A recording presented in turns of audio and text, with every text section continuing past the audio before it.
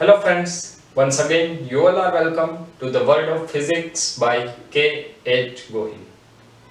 આગળના લેક્ચરની અંદર આપણે જે વાત કરેલી હતી એની અંદર બિંદુવત વિદ્યુતભારનું વિદ્યુત ક્ષેત્ર તો બિંદુવત વિદ્યુતભારના વિદ્યુત ક્ષેત્ર માટે આપણે ફરીથી એક વખત થોડું એવું રિવિઝન કરી લઈએ તો વિદ્યુતભારના બિંદુવત વિદ્યુતભારના વિદ્યુત ક્ષેત્રનું સૂત્ર હતું E = 1/4 pi epsilon 0 q by r square અથવા આને આપણે k વડે લખી નાખીએ તો આપણે સૂત્ર લખ્યું હતું kq by r સ્ક્વેર વિદ્યુત ક્ષેત્રનો એકમ આવશે ન્યૂટન પર કુલમ.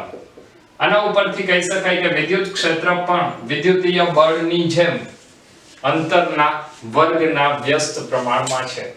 જો અંતરના વર્ગના વ્યસ્ત પ્રમાણમાં હોય તો બળ માટે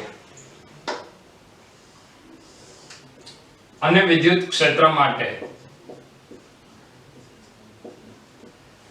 બળ વિરુદ્ધ અંતર કે વિદ્યુત ક્ષેત્ર વિરુદ્ધ અંતરનો આલેખ અંતરના વર્ગના વ્યસ્ત પ્રમાણમાં એટલે આ રીતનો કંઈક મળશે. વિદ્યુત ક્ષેત્ર માટે બિંદુવત વિદ્યુતભારના વિદ્યુત ક્ષેત્ર માટે જો આપણે હજી વાત કરીએ તો જ્યાં વિદ્યુતભાર છે એ સ્થાને વિદ્યુતભાર પોતે જે બિંદુએ છે એ સ્થાને વિદ્યુત ક્ષેત્રનું મૂલ્ય વ્યાખ્યાયિત નથી. શા માટે વ્યાખ્યાયિત નથી? તો જ્યાં પોતે વિદ્યુતભાર છે એ સ્થાને અંતર કેટલું થશે?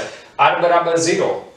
મતલબ હું તમને એવું કહું છું કે માની લ્યો કે અહીંયા કોઈ એક વિદ્યુતભાર છે તો આ વિદ્યુતભારને કારણે એ છે એ જ બિંદુએ વિદ્યુત ક્ષેત્ર કેટલું? તો ત્યાં અંતર તમે કેટલું લખશો? 0 ને અંતર 0 લખો તો વિદ્યુત ક્ષેત્ર કેટલું થાય? કોઈ પણ સંખ્યાના છેદમાં 0 એટલે વિદ્યુત જવાબ અવ્યાખ્યાયિત થાય.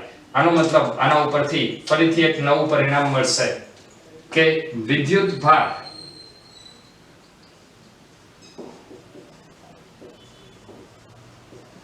જે બિંદુએ છે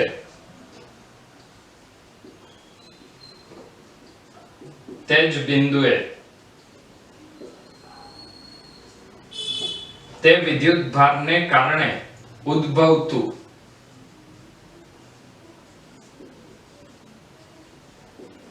વિદ્યુત ક્ષેત્ર જે બિંદુએ છે તે જ બિંદુએ તે વિદ્યુતભારને કારણે ઉદ્ભવતું વિદ્યુત ક્ષેત્ર હંમેશા એ વિદ્યુત ક્ષેત્ર કેવું હોય? અવ્યાખ્યાયિત હોય. ચલો તો આ આપણે કંઈક આગળના લેક્ચરમાં વિદ્યુત ક્ષેત્રની વાત કરેલી હતી. આવા કંઈક કન્સેપ્ટ કદાચ તમને ખબર હશે. હવે આપણે આજના લેક્ચરની અંદર જે વાત કરવાના છીએ એ છે એક કરતા વધારે વિદ્યુતભારો હોય તો આવા વધારે વિદ્યુતભારો માટે પરિણામ કેવી રીતે મળે. તો જેમ આપણે વિદ્યુતીય બળની વાત કરેલી હતી કે વિદ્યુતીય બળની અંદર એક કરતા વધારે વિદ્યુતભારો આવેલા હોય તો કોઈ એક વિદ્યુતભાર પર લાગતું બળ એ દરેક બળના સદિશ સરવાળા જેટલું હોય એવું જ પરિણામ અહીં પણ મળશે. તો ત્યાં આપણે જે વિદ્યુતીય બળ માટે સંપાતપણાનો સિદ્ધાંત ભણેલા હતા એવી જ રીતે વિદ્યુત ક્ષેત્ર માટે પણ સંપાતપણાનો સિદ્ધાંત વિચારી શકાય.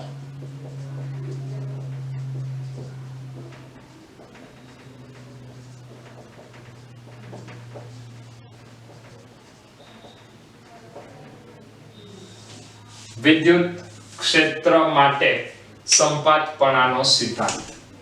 વિદ્યુત ક્ષેત્ર માટે જો આપણે સંપાતપણાના સિદ્ધાંતની વાત કરીએ તો સૌથી પહેલા તો આપણે એક n કણોના n વિદ્યુતભારોનું એક તંત્ર લેવું પડશે. તો અહીંયા હું વિદ્યુતભાર દર્શાવી દઉં છું. માની લે અહીંયા ક્યાંક એક વિદ્યુતભાર q1 છે, આ બાજુ એક વિદ્યુતભાર q2, q3, q4. તો આના માટે પરિણામી વિદ્યુત ક્ષેત્રની જો આપણે વાત કરવી હોય તો એ કેવી રીતે કરાય? ચલો ફરીથી એક વખત તમને અહીંયા હું આકૃતિ દોરીને કહી દઉં છું. q1 વિદ્યુતભાર, આ કોઈ એક બિંદુ p છે તો p બિંદુએ q1 વિદ્યુતભારને કારણે વિદ્યુત ક્ષેત્ર એ કંઈક આ દિશામાં આવશે. આને હું કહી દઉં છું E1. હવે બીજો એક વિદ્યુતભાર q2 તો q2 ને કારણે વિદ્યુત ક્ષેત્ર એ ફરીથી કંઈક આ દિશામાં આવશે. આને હું કહી દઉં છું E2. જો સમાંતર બાજુ ચતુષ્કોણ વિચારીએ તો સમાંતર બાજુ ચતુષ્કોણની મદદથી અહીંયા આપણને E1 અને E2 નું પરિણામી વિદ્યુત ક્ષેત્ર E12 મળશે, અથવા એને હું કહી દઉં છું E'. હવે Q2 બાદ ફરીથી આપણે એક ત્રીજો વિદ્યુત ભાર લઈએ. માની લઈએ કે અહીંયા કોઈ એક વિદ્યુત ભાર Q3 છે, તો Q3 ને કારણે વિદ્યુત ક્ષેત્ર E3 અને 1,2 નું પરિણામી વિદ્યુત ક્ષેત્ર, એની સાથે જો આપણે ફરીથી સમાંતર બાજુ ચતુષ્કોણ દોરીએ તો એ આપણને પરિણામી વિદ્યુત ક્ષેત્ર 3 એ 3 વિદ્યુત ભારોનું પરિણામી વિદ્યુત ક્ષેત્ર આપશે. ત્યારબાદ જો આપણે હજી એક કોઈ વિદ્યુત ભાર Q4 લઈએ તો Q4 માટે વિદ્યુત ક્ષેત્ર E4 હોય તો અહીંયા ફરીથી 1 2 3 નું પરિણામી વિદ્યુત ક્ષેત્ર અને Q4 નું પરિણામી વિદ્યુત ક્ષેત્ર, એ બંનેનું જો આપણે પરિણામ મેળવીએ તો એ પરિણામ આપણને બધા જ વિદ્યુત ભારોને કારણે મળતા પરિણામી વિદ્યુત ક્ષેત્રનું પરિણામ આપશે. જો આવા n વિદ્યુત ભારો હોય તો શું કરવું પડે? તો એવા n વિદ્યુત ક્ષેત્રનો સદિશ સરવાળો કરવો પડે. ટૂંકમાં જો n કણો આવેલા હોય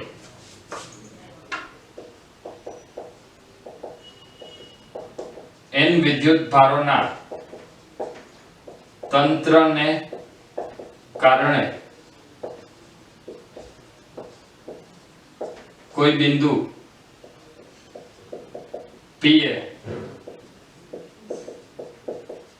પરિણામી વિદ્યુત ક્ષેત્ર E હોય તો P બિંદુએ પરિણામી વિદ્યુત ક્ષેત્ર E હોય તો વિદ્યુત ક્ષેત્ર બરાબર શું લખાય? તો E E1 E2. ક્યાં સુધી? આવા તમારે કેટલા સદિશ લેવા પડે? n સદિશ. E1 એટલે આવશે 1/4 pi epsilon 0 q1/r12 plus E2 1/4 pi epsilon 0 q2/r22 up to En 1/4 pi epsilon 0 qn/rn2, અથવા 1/4 pi epsilon 0 તમે બધામાંથી કોમન કાઢી લો તો અહીંયા આવશે q1/r12 plus q2/r22 up to qn/rn2. તો અહીંયા લખાય E અચ્છા અહીંયા આપણે દિશા લખેલી નથી તો અહીંયા હું લખી નાખું છું પરિણામી દિશા ∠r. ઠીક છે? અથવા માત્ર આપણે મૂલ્યની વાત કરીએ તો હવે લખાય સદિશ E બરાબર 1/4 pi epsilon 0 સરવાળો ક્યાંથી ક્યાં? 1 થી n સુધી qi/ri2, અને એની દિશા કઈ હશે? તો સદિશ r ની દિશામાં, એટલે ત્યાં હું લખું છું ∠r. આપણે જે વાત કરી એ વિદ્યુત ક્ષેત્ર માટેના સંપાતપણાના સિદ્ધાંતની વાત કરી કે સંપાતપણાનો સિદ્ધાંતનો ઉપયોગ કરીને પરિણામી વિદ્યુત ક્ષેત્ર કઈ રીતે શોધી શકાય.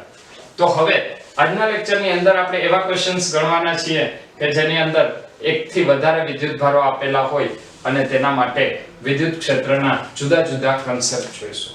હવે બે વિદ્યુત ભારો માટે તેમને જોડતી રેખા પર કોઈ બિંદુ આપેલું હોય તો ત્યાં વિદ્યુત ક્ષેત્રની તીવ્રતા કેટલી થાય તેના વિશેની આપણે વાત કરીએ.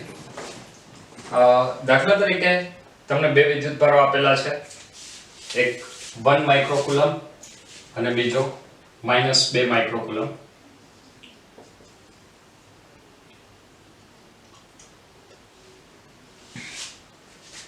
એક વિદ્યુત ભાર આપેલો છે 1 માઇક્રોકુલમ અને બીજો વિદ્યુત ભાર છે -2 માઇક્રોકુલમ.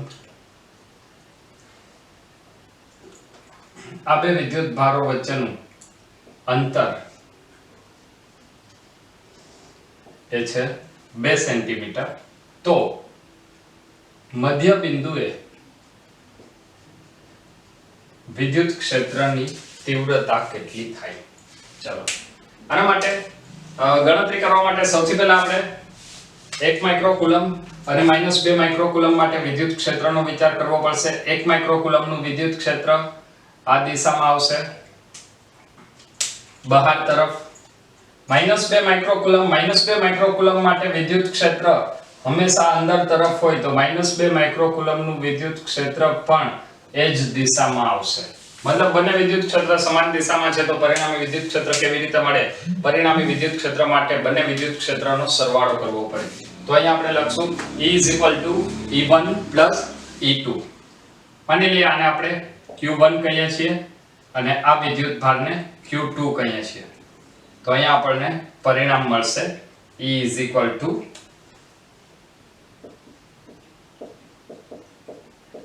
E1 E2.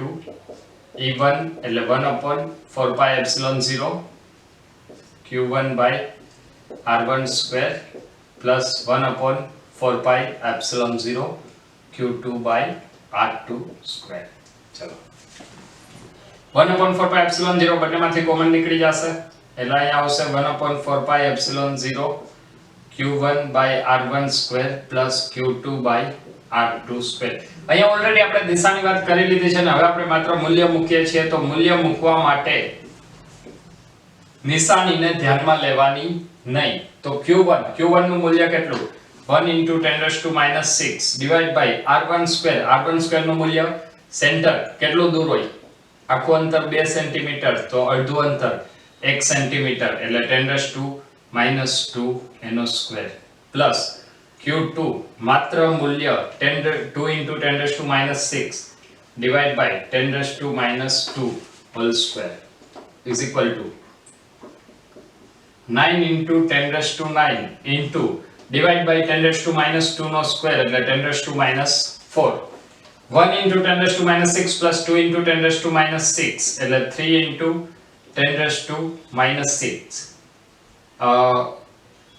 9 - 6 પ્લસ 3 -4 ઉપર આવે તો +4 +3 +4 +7 અને 9 3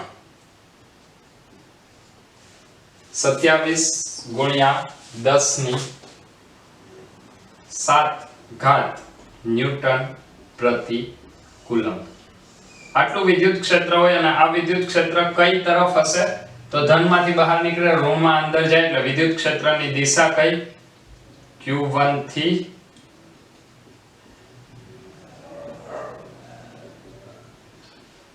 Q2 તરફની દિશામાં હોય.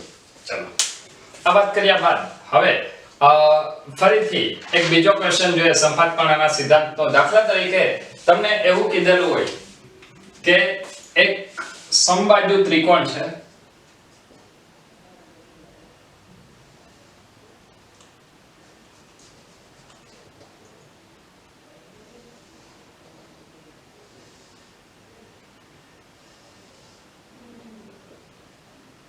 સમબાજુ ત્રિકોણના બે શિરોબિંદુઓ પર એકમાં +q અને એકમાં -q વિદ્યુતભાર મૂકેલા છે તો ત્રીજા શિરોબિંદુએ વિદ્યુત ક્ષેત્રની તીવ્રતા શોધો.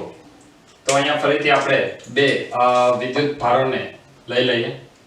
માની લઈએ કે આ પહેલો વિદ્યુતભાર +q છે અને બીજો વિદ્યુતભાર -q છે. તો અહીંયા +q માટે વિદ્યુત ક્ષેત્ર રેખાઓ બહાર તરફ. તો આનું વિદ્યુત ક્ષેત્ર આ દિશામાં આવશે. આને હું કહી દઉં છું E+. -q માટે વિદ્યુત ક્ષેત્ર રેખાઓ અંદર તરફ. તો એનું જે વિદ્યુત ક્ષેત્ર છે એ અંદર તરફ આવશે એટલે અહીંયા આવશે E-. અચ્છા આની અંદર હજી એક વાત, આ ખૂણો સમબાજુ ત્રિકોણ, તો સમબાજુ ત્રિકોણ માટે બધા ખૂણા કેટલાના હોય? 60 ના. જો આ ખૂણો 60 નો હોય તો E+ અને E- વચ્ચેનો કોણ કેટલો થાય? 120. આ વાત તમને ખ્યાલ હોવો જોઈએ. E1 અને E+ અને E- વચ્ચેનો કોણ કેટલો થાય? 120.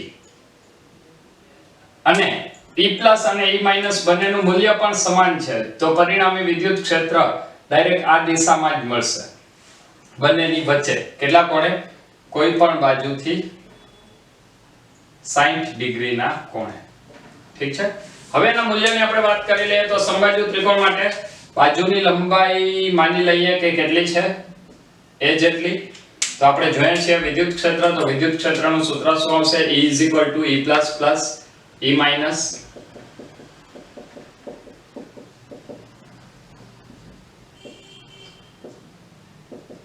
E plus 1/4 pi epsilon 0. Okay, E plus અને E minus બંનેનું મૂલ્ય સરખું થશે. ચલો પહેલા આપણે મૂલ્યની વાત કરી લઈએ. E plus બરાબર E minus બરાબર 1/4 pi epsilon 0 ને બદલે હું Q લખું છું એટલે આવશે KQ by R square. Okay, હવે અહીંયા બે સદિશ છે. બે સદિશ વચ્ચેનો ખૂણો 120 ડિગ્રીનો તો લખાય પરિણામી સદિશ E બરાબર A square એટલે E plus square plus B square એટલે E minus square plus 2AB cos theta. theta એટલે 120. તો અહીંયા મળશે under root of E square E plus E minus is equal to E dash કહી દઉં છું તો E dash square plus E dash square plus 2 E dash cos 120 એટલે -1/2. 2 બે કેન્સલ થઈ જશે. અહીંયા આવશે under root of E dash square plus E dash square plus minus E dash square.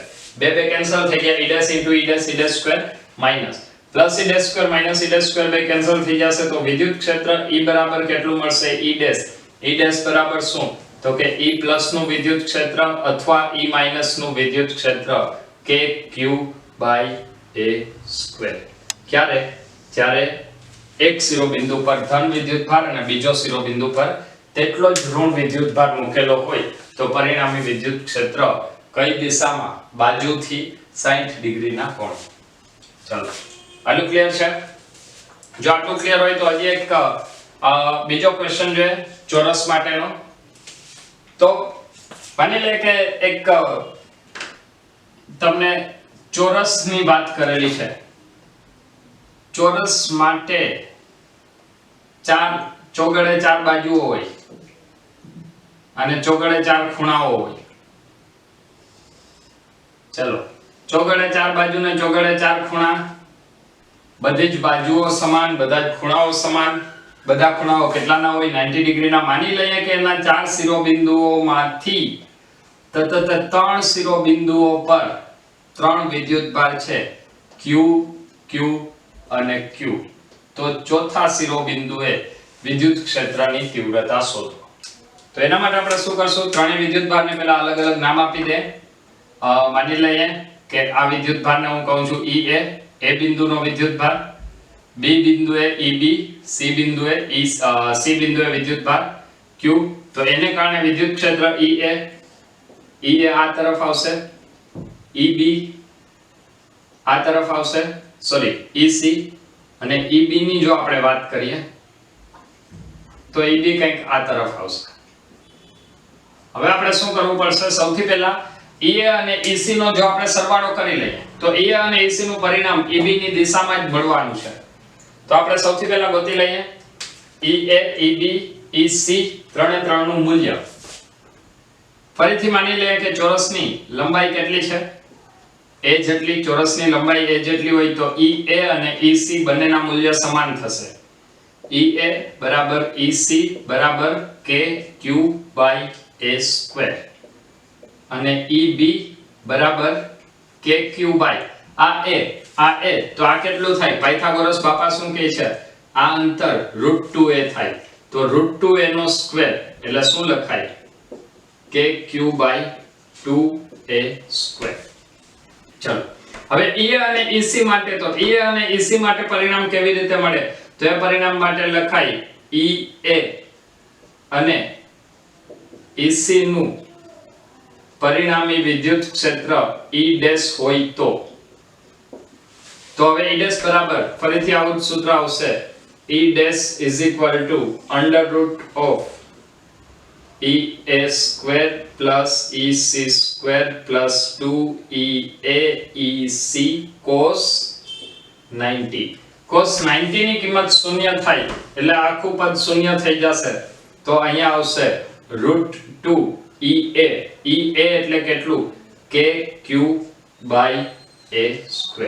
આ શેના બરાબર મળ્યું E' બરાબર.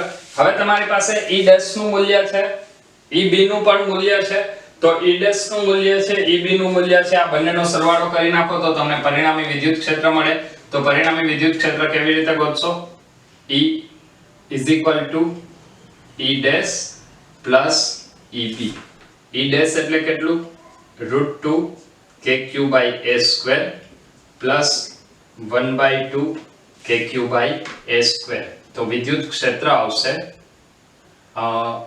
ઇન્ટુ બ્રેકેટ 1/2 plus √2 અથવા √2 plus 1/2 KQ/A². આ આવશે પરિણામી વિદ્યુત ક્ષેત્ર.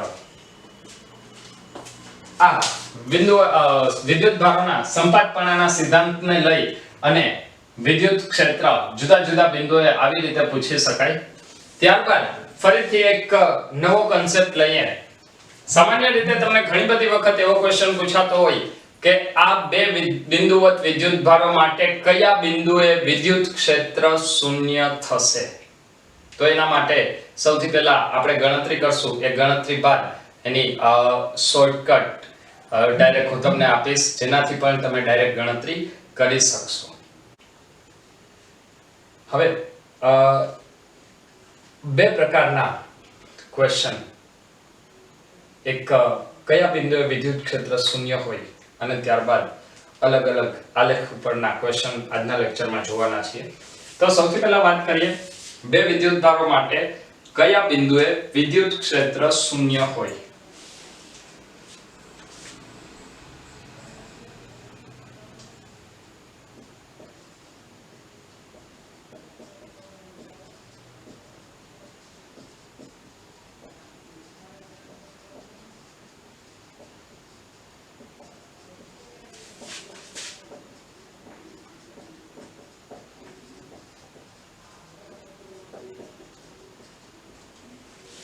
તો આના માટે આપણે બે શક્યતાઓ વિચારી શકીએ. સૌથી પહેલી શક્યતા આવશે એ છે સજાતીય વિદ્યુત ભારો માટે.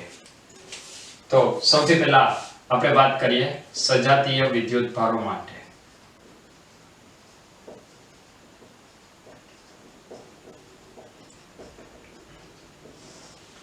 ચલો સૌથી પહેલા એક ક્વેશ્ચન આપણે સોલ્વ કરીએ.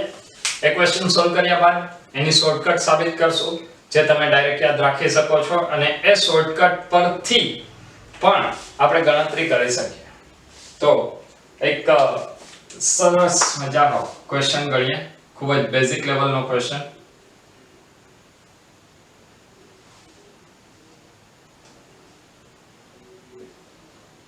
માની લઈએ કે આ બે વિદ્યુત ભારો છે.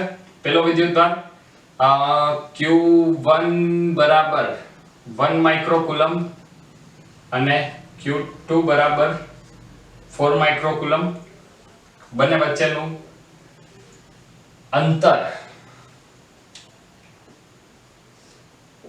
માની લઈએ કે 4 સેન્ટીમીટર છે. તો કયા બિંદુએ અથવા બિંદુએ વિદ્યુત ક્ષેત્રની તીવ્રતા શૂન્ય થાય? સૌથી પહેલા Q1 ની જો આપણે વાત કરીએ તો Q1 એ ધન વિદ્યુત ભાર છે. તો ધન વિદ્યુત ભારમાં વિદ્યુત ક્ષેત્ર બહાર નીકળશે. આ તરફ વિદ્યુત ક્ષેત્ર આ બાજુ આવે. આ પણ ધન છે. તો Q1 અને Q2 નું બંનેનું વિદ્યુત ક્ષેત્ર બહાર તરફ આ તરફ, આ બાજુ Q1 નું વિદ્યુત ક્ષેત્ર આ દિશામાં અને Q2 નું વિદ્યુત ક્ષેત્ર આ દિશામાં. તો બંને વિદ્યુત ભારની બહારની જગ્યાએ ક્યાંય પણ વિદ્યુત ક્ષેત્ર શૂન્ય હશે નહીં. માની લે કે અંદરના કોઈ એક બિંદુએ વિદ્યુત ક્ષેત્ર શૂન્ય છે. તો આ બિંદુનું અંતર કેટલું? તો એ અંતર હું નાના વિદ્યુત ભારથી લઉં છું. નાના વિદ્યુત ભારથી એ અંતર કેટલું? x જેટલું. તો આ જે r આપેલું છે 4 સેન્ટીમીટર, એને આપણે r કહી દઈએ. તો આ કેટલું આવશે? r - x. ઠીક છે. હવે પરિણામી વિદ્યુત ક્ષેત્ર શૂન્ય એનો મતલબ શું થાય? તો આ બિંદુએ એક વિદ્યુત ક્ષેત્ર આ તરફ હશે અને એક વિદ્યુત ક્ષેત્ર આ તરફ હશે. તો ત્યાં લખાય વિદ્યુત ક્ષેત્ર શૂન્ય થવા માટે શરત શું આવવી જોઈએ? બંને વિદ્યુત ક્ષેત્ર સમાન મૂલ્યના અને વિરુદ્ધ દિશાના હોય, મતલબ બંનેના મૂલ્ય સમાન હોય. તો E1 માટે શું? KQ1/x² = KQ2/r - x². કે બંનેમાંથી કેન્સલ થઈ જશે. q1 q2 ની કિંમત મૂકી દે. 1 micro divide by x square is equal to 4 micro divide by r minus x square. -6 બે કેન્સલ થઈ જશે. આ 4 ને આ બાજુ લઈ લો એટલે આવશે 4x square is equal to r minus x whole square. 4x square ને 2x હોલ સ્ક્વેર લખાય તો બંને બાજુ વર્ગમૂળ લઈ લે એટલે અહીંયા આવશે 2x is equal to r minus x. તો x આ બાજુ આવે એટલે x is equal to r by 3. 3x is equal to r તો x is equal to r by 3.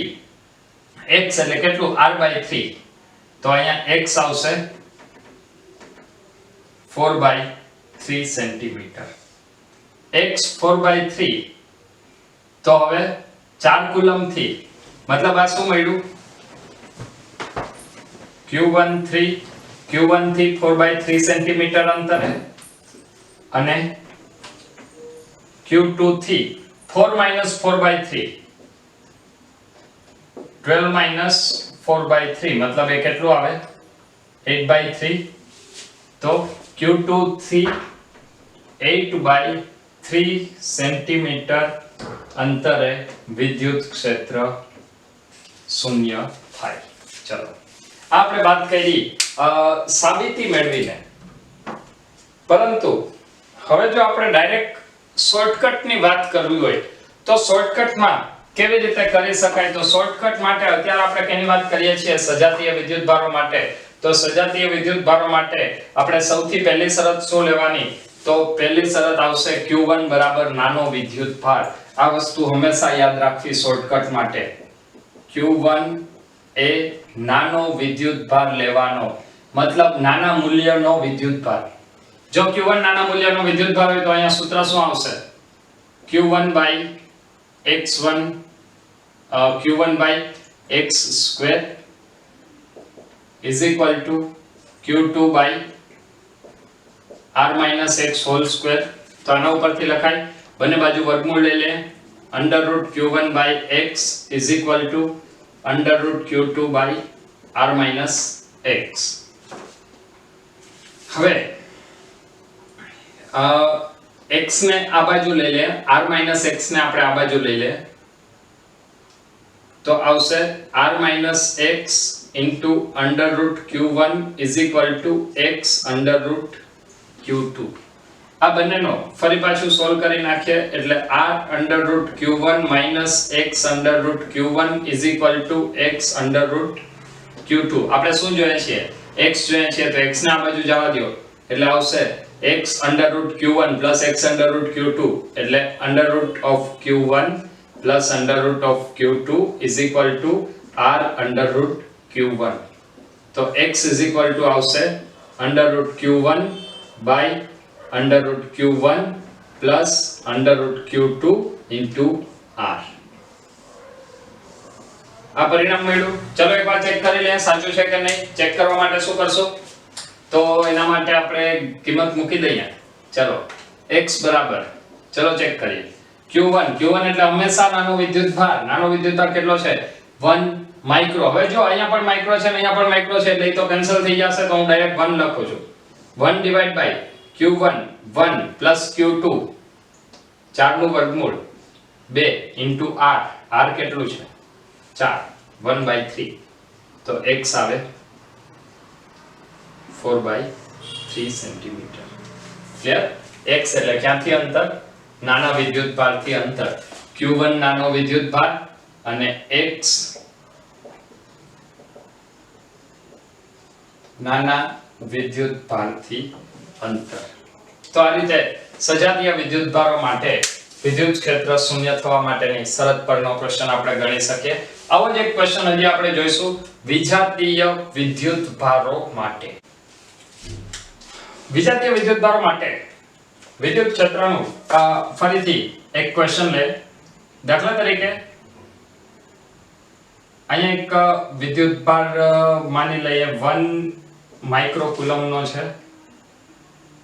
આ બાજુ એક બીજો વિદ્યુતભાર માની લઈએ 9 માઇક્રો કુલમનો છે.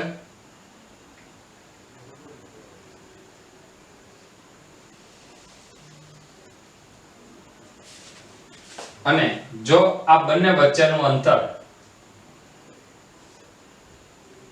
4 સેન્ટીમીટર હોય તો કયા બિંદુએ વિદ્યુત ક્ષેત્ર શૂન્ય થાય? કન્સેપ્ટ ફરીથી એનો જ રહેશે, પણ અહીંયા એક નવી વાત વિચારવી પડશે. અહીંયા વિજાતીય વિદ્યુતભાર છે, સોરી ચલો વિજાતીય વિદ્યુતભાર માટે અહીંયા હું લઈ લઉં છું -1. કોઈ પણ એક ઋણ હશે ને કોઈ પણ એક ધન હશે. તો વિજાતીય વિદ્યુતભાર માટે હવે આપણે એ જોવું પડશે કે જો તમે બેની વચ્ચે ક્યાંય પણ કોઈ પણ બિંદુ લેશો તો આ ધન વિદ્યુતભાર એનું વિદ્યુત ક્ષેત્ર આ બાજુ, આ ઋણ વિદ્યુતભાર એનું વિદ્યુત ક્ષેત્ર પણ આ બાજુ, તો અંદરના ભાગમાં ક્યારેય પણ વિદ્યુત ક્ષેત્રની તીવ્રતા વચ્ચે શૂન્ય હોઈ શકે નહીં. આ ધન વિદ્યુતભાર એનું વિદ્યુત ક્ષેત્ર આ તરફ અને આ ઋણ વિદ્યુતભાર એનું વિદ્યુત ક્ષેત્ર આ તરફ. તો જો તમે 9 ની નજીક લેશો, મતલબ મોટા વિદ્યુતભારની નજીક અને નાના વિદ્યુતભારથી દૂર, તો અહીંયા વિદ્યુત ક્ષેત્રની તીવ્રતા મોટા વિદ્યુતભારની જ વધારે રહેવાની છે. મતલબ આ બાજુ પણ વિદ્યુત ક્ષેત્ર શૂન્ય મળશે નહીં.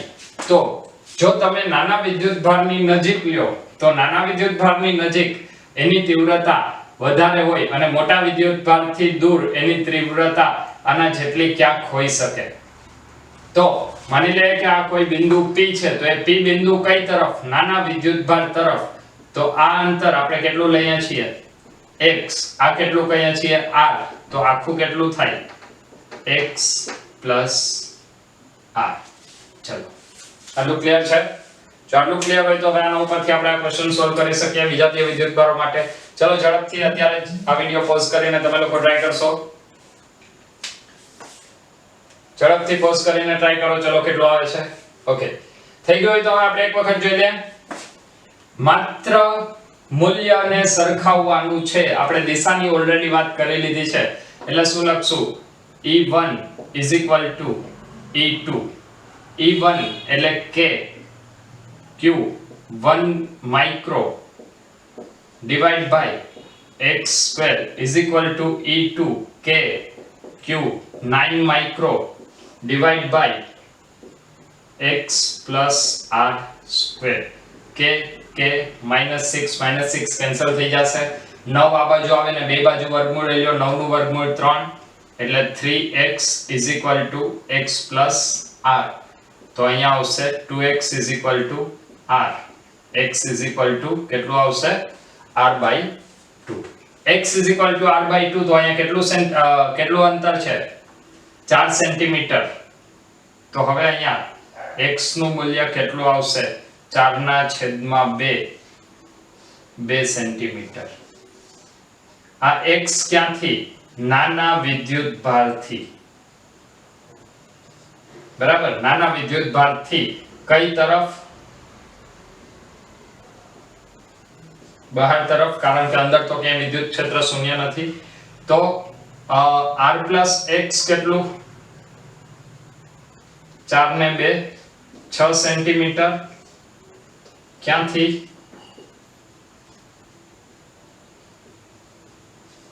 મોટા વિદ્યુતભારથી.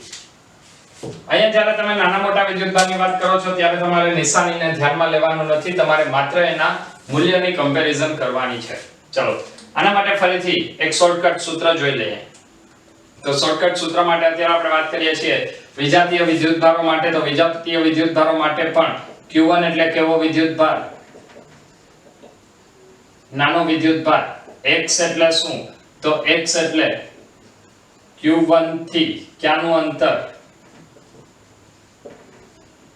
બહાર તરફનું અંતર. ચલો ફરીથી સૂત્ર લખીએ. E1 = E2 ની શરત આપણે મેળવવાની છે kq1 / x² = kq2 / r + x². k બે કેન્સલ થઈ જશે. તો અહીંયા આવશે √q1 / x = √q2 / r + x. તો આના ઉપરથી ફરીથી લખાય. આ બાજુ ગુણાઈ જાય, આ બાજુ ગુણાઈ જાય, એટલે r √q1 + x √q1 = x √q2. અને સામે જવા દો એટલે અહીંયા પદ મળશે, x કોમન નીકળી જાય. √q2 - √q1 = r √q1. તો x = under root q1 divide by root q2 minus root q1 into r. चलो અને એક વખત આપણે ચેક કરી લઈએ. ચલો કરવું છે. ઓકે ચલો ચેક કરી લઈએ. x ક્યાંથી અંતર નાના વિદ્યુતભારથી અંડર રૂટ q1 નું વર્ગમૂળ 1 ડિવાઇડ બાય q2 નું વર્ગમૂળ 3 માઈનસ 1 ઇન્ટુ 4 કેટલું આવશે 4/2 x કેટલું 2 સેન્ટીમીટર ક્યાંથી નાના વિદ્યુતભારથી બહાર તરફનું અંતર x બરાબર 2 સેન્ટીમીટર. તો આના માટે યાદમાં રાખવા માટે શોર્ટકટ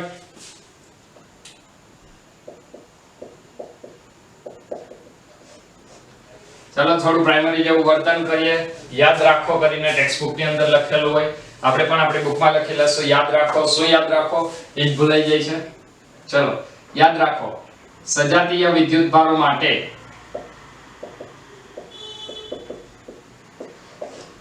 વિદ્યુત ક્ષેત્ર 0 હોય ત્યારે x બરાબર શું તો x બરાબર √q1 divide by √q2 plus √q1 into r અને વિજાતીય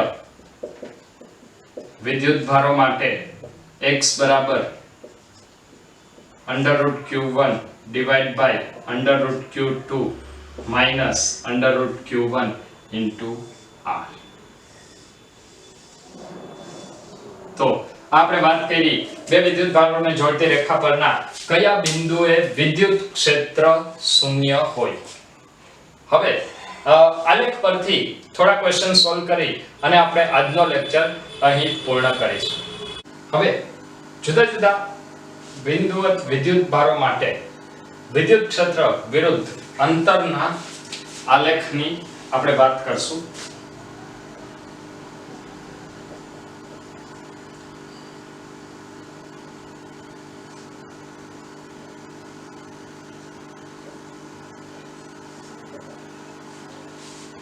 એ વિરુદ્ધ x ના આલેખો.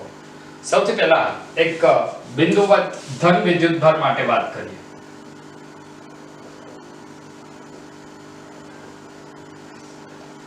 ધન વિદ્યુતભાર માટે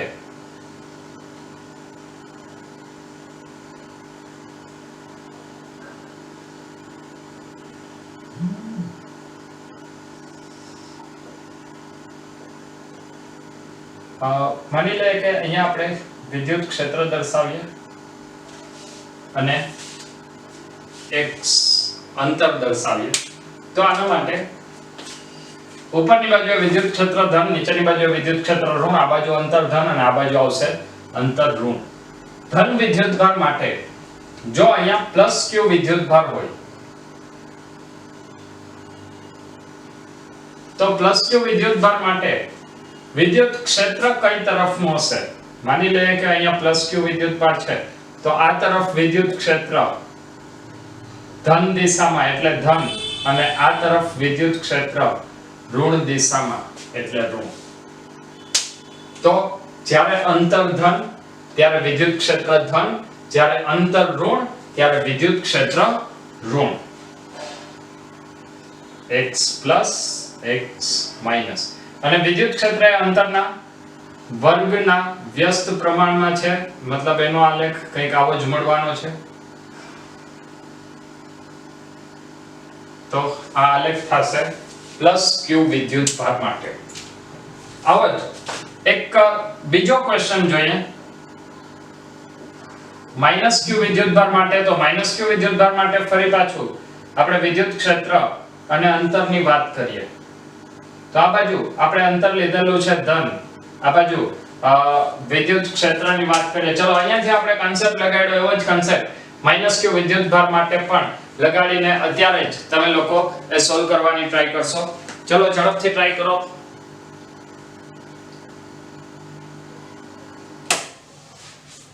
ઓકે ચલો ટ્રાય કરી લીધી હોય તો હવે અહીંયા ફરીથી આપણે જોઈ લઈએ એક વખત. વિદ્યુતભાર કયો છે માઈનસ q. માઈનસ q વિદ્યુતભાર માટે સૌથી પહેલા તો એ વિચારવું પડશે કે માઈનસ q વિદ્યુતભાર માટે ક્ષેત્ર રેખાઓ કઈ તરફ હોય અંદર તરફ. તો આ તરફનું અંતર કયું x ધન, તો ન્યા વિદ્યુત ક્ષેત્ર કેવું?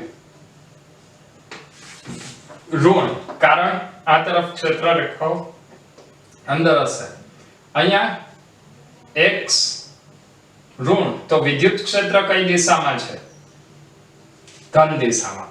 આનો મતલબ કે ધન વિદ્યુત ભાર માટે E ઋણ અને x ધન, E ઋણ અને x ધન, એટલે એક આલેખ આ તરફ મળશે અને બીજો E ધન અને x ઋણ,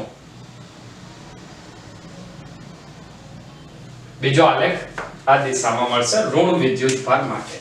તો એક વિદ્યુત ભાર પ્લસ q ની આપણે વાત કરી, ત્યારબાદ બીજો એક બિંદુ હતો વિદ્યુત ભાર માઈનસ q માટે આપણે વાત કરી. હવે આપણે વાત કરશું, માની લઈએ કે બે વિદ્યુત ભારો આપેલા હોય, પ્લસ q અને પ્લસ q.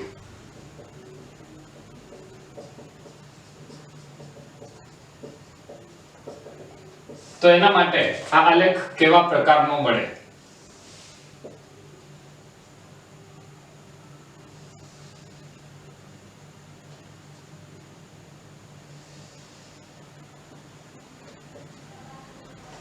બે વિદ્યુત ભારની વાત કરવાની છે. બંને વિદ્યુત ભારો કેવા છે? ધન.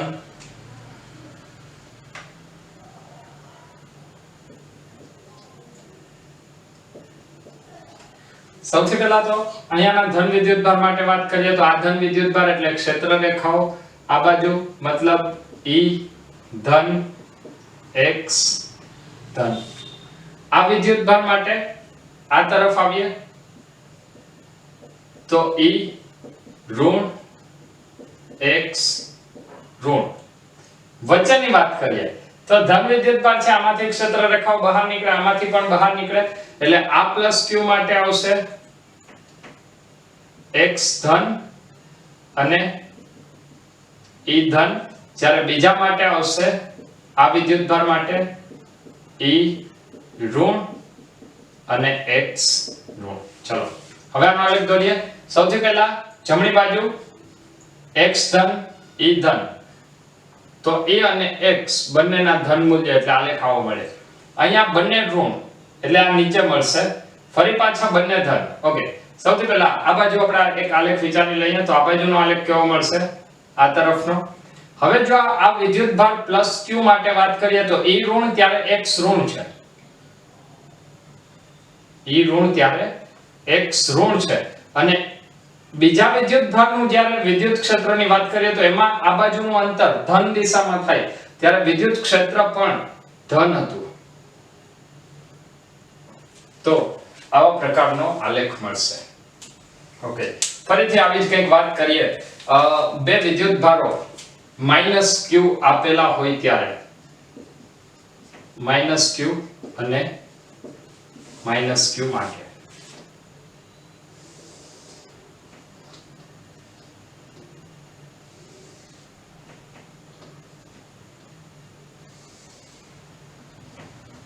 ચલો, જ્યારે બે માઈનસ q વિદ્યુત ભારો આપેલા હોય તો માઈનસ q વિદ્યુત ભારો માટે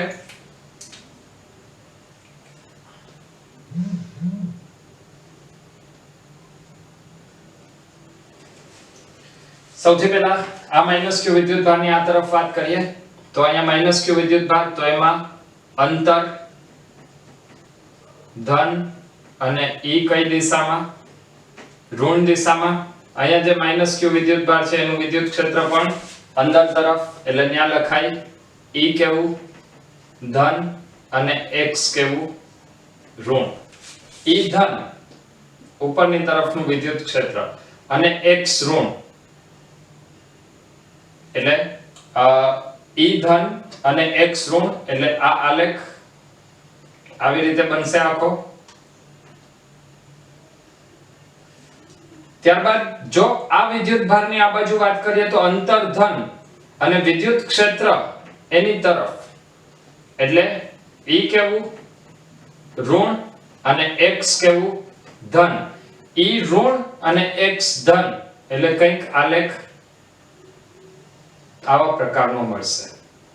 ત્યારબાદ બીજા વિદ્યુત ભાર માટે વાત કરીએ તો આ વિદ્યુત ભાર માટે ડાબી તરફ એટલે x કેવું? ઋણ. જો અહીંયા x ઋણ લઈએ તો વિદ્યુત ક્ષેત્ર કઈ દિશામાં મળશે? ધન દિશામાં, મતલબ E ધન અને x ઋણ. એટલે એ આલેખ આપણને કંઈક આવા પ્રકારનો મળશે, e ધન અને x ઋણ. ઓકે, ફરીથી એક આલેખ જોઈએ, એક ધન વિદ્યુત ભાર અને એક ઋણ વિદ્યુત ભારનો. ધન અને ઋણ વિદ્યુત ભાર માટે ચલો આ બાજુ એક આલેખ થઈ ગયો છે, ત્યાં વિદ્યુત ક્ષેત્ર ઋણ છે અને અંતર ધન છે. અંતર ધન એટલે આ તરફ અને વિદ્યુત ક્ષેત્ર ઋણ એટલે એનો આલેખ આપણને, ચલો ક્લિયર છે હવે? ઓકે, આગળ વધીએ. તો હવે જે તમને આલેખ આપેલો છે, હવે જે આપણે આલેખ દોરવાનો છે એ છે પ્લસ q અને માઈનસ q નો.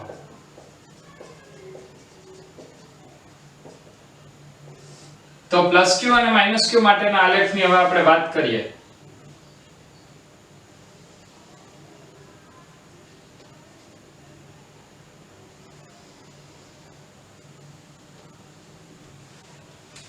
માની લઈએ કે આ તરફ વિદ્યુત ભાર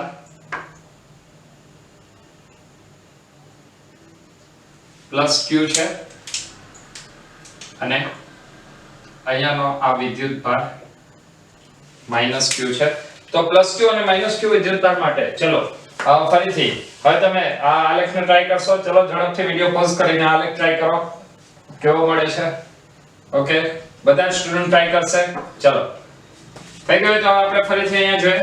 સૌથી પહેલા ધન વિદ્યુત ભાર માટે આપણે વાત કરી લઈએ. તો ધન વિદ્યુત ભાર માટે આ તરફ અંતર ધન વિદ્યુત ક્ષેત્ર ધન, અંતર ધન વિદ્યુત ક્ષેત્ર ધન એટલે એનો આલેખ આ તરફ મળે.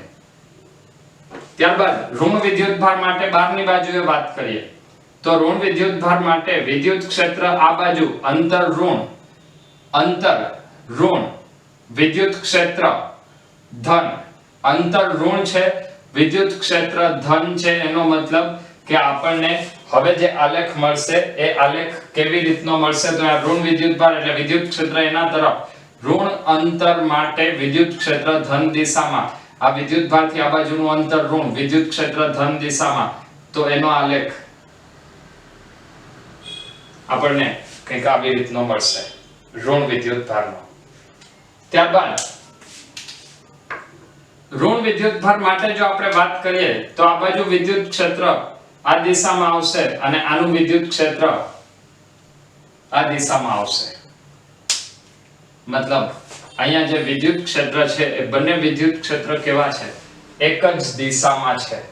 બંને વિદ્યુત ક્ષેત્ર એક જ દિશામાં છે. તો હવે અહીંયા સ્થિતિ શું થશે? તો આ ધન વિદ્યુત ભાર એની તીવ્રતા ધીમે ધીમે આગળ જશે, એમ ઘટતી જશે ને આ ઋણ વિદ્યુત ભારની તીવ્રતા આગળ જાય એવી રીતે ઘટતી જાય. આનો મતલબ કે અહીંયા પ્લસ q માટે જો તમે ડાબી બાજુ જાઓ, ડાબી બાજુ એટલે કઈ દિશામાં? ડાબી બાજુ એટલે દિશા કઈ આવશે? તો ઋણ અક્ષ એટલે e કેવું? ઋણ અને x પણ કેવું? ઋણ. જ્યારે અહીંયા માઈનસ q માટે x કેવું આવશે? ધન અને e કેવું આવશે? ઋણ. તો બંનેમાં વિદ્યુત ક્ષેત્ર કેવું મળવાનું છે? ઋણ x અક્ષની દિશામાં. તો ઋણ x અક્ષની દિશામાં વિદ્યુત ક્ષેત્ર મળવાનું છે. એ વિદ્યુત ક્ષેત્રનો આલેખ કેવી રીતનો મળશે? તો એ આલેખ માટે અહીંયા બંનેનો વર્ગ છે. બંનેનો વર્ગ છે તો એનો જ્યારે આપણે આલેખ દોરવાની ટ્રાય કરીએ તો એ આલેખ કંઈક આવા સ્વરૂપનો મળે. બેનું વિદ્યુત ક્ષેત્ર પરફેક્ટલી એક સરખું આવશે નહીં, કારણ કે વર્ગના વ્યસ્ત પ્રમાણમાં છે. ઠીક છે? ચલો હવે ફરીથી એક આલેખ લઈએ.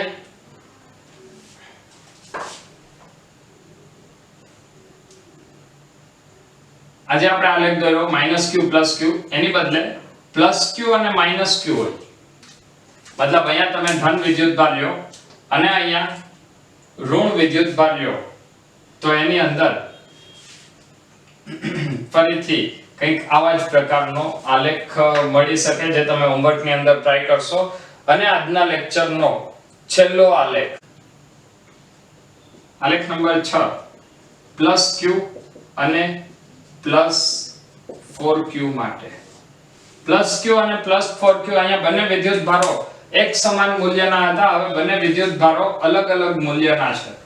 તો એના માટે આલેખમાં શું ફેર પડશે? સૌથી પહેલી વાત કે બંને વિદ્યુત ભારો કયા છે? ધન વિદ્યુત ભારો. જો બંને વિદ્યુત ભારો ધન હોય તો એનો આલેખ કેવા પ્રકારનો મળશે એ આપણને ઓલરેડી ખબર છે, બરાબર. આલેખ આપણને કંઈક આવા જ સ્વરૂપનો મળવાનો છે, પરંતુ એ આલેખની અંદર વિદ્યુત ક્ષેત્રની તીવ્રતા બંનેમાં અલગ અલગ મળશે. એ તીવ્રતા અલગ અલગ કેવી રીતે મળે આપણે એની વાત કરીએ તો આ વિદ્યુત ભાર માની લઈએ +q છે અને આ વિદ્યુત ભાર માની લઈએ +4q છે. ચલો, તો આ બંને વિદ્યુત ભાર માટે અત્યારે જ તમે આ લેક્ચર પોઝ કરી અને ટ્રાય કરશો. ચલો ઝડપથી ટ્રાય કરો. ઓકે, ચલો હવે ફરીથી આપણે જોઈએ તો +q વિદ્યુત ભાર માટે જેમ અંતર વધશે એમ વિદ્યુત ક્ષેત્રની તીવ્રતા ઘટતી જશે અને +4q માટે પણ અંતર વધશે એમ વિદ્યુત ક્ષેત્રની તીવ્રતા ઘટતી જશે, પરંતુ અહીંયા જે તીવ્રતા છે એ તીવ્રતા વધારે હશે, જ્યારે +q માટે એ તીવ્રતા ઓછી હોય. આ સૌથી પહેલો તફાવત. ચલો, આ ક્લિયર છે? જેમ વિદ્યુત ભાર મોટો થાય એમ એનું વિદ્યુત ક્ષેત્રની તીવ્રતા વધતી જાય. અને ત્યારબાદ બીજું, જો આ તરફ તમે આવશો તો અહીંયા પણ જે વિદ્યુત ભાર મોટો છે એની તીવ્રતા